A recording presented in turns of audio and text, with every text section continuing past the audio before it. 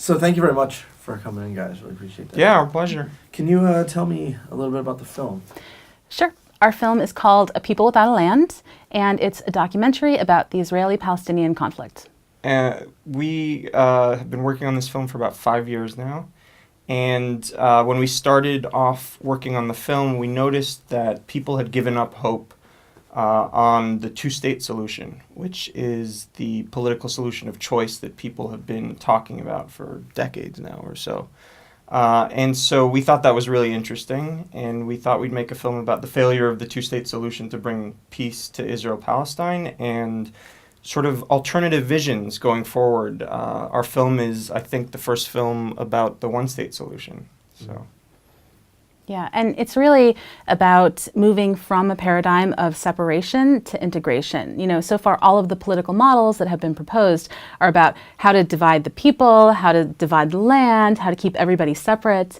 And our film is really about changing all of that and saying how can we get people to live together and kind of create one society together. Yeah.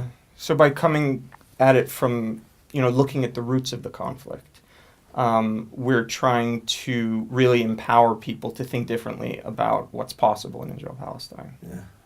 What was it that, in the beginning, inspired you directly, that started this whole project for you guys? Well, he grew up in Israel. Yeah. And so, I think going through the system and living there and then kind of stepping out and doing university in America and kind of getting a new perspective, he had a really interesting shift from, going from one perspective to another, and seeing that change happen, I think, was really interesting. Yeah, I mean, my family moved to Israel when I was 13 years old, and I lived there until I was 19, so some very important years in my life.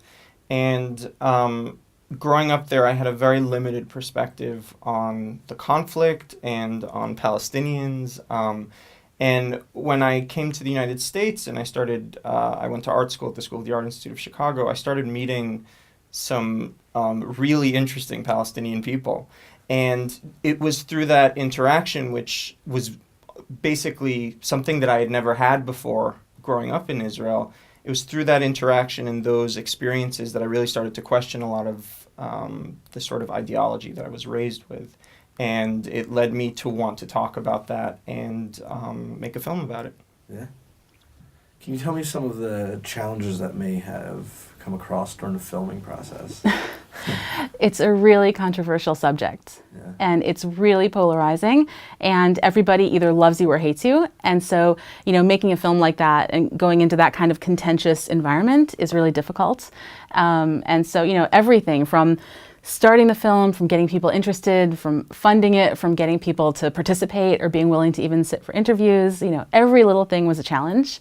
Even just physically being there was difficult. We were getting shot at with tear gas and rubber bullets, and we're small independent filmmakers, so we don't have the flak jackets or the vests or the helmets, and so there were a lot of unique challenges. Yeah, and if you're at all familiar with conversations about Israel-Palestine, they typically have a grace period of, let's say, 4 minutes before they devolve into shouting matches. Mm-hmm. So, but we feel very strongly as filmmakers and artists that art and film are these incredible mediums where you can sort of bypass some of the normal ways of talking about things, because what you're doing is you're creating both an emotional and an intellectual experience for your audience. And once that happens, it sort of opens up new ways, new possibilities for conversation about Israel-Palestine, and that's what we hope our film will do.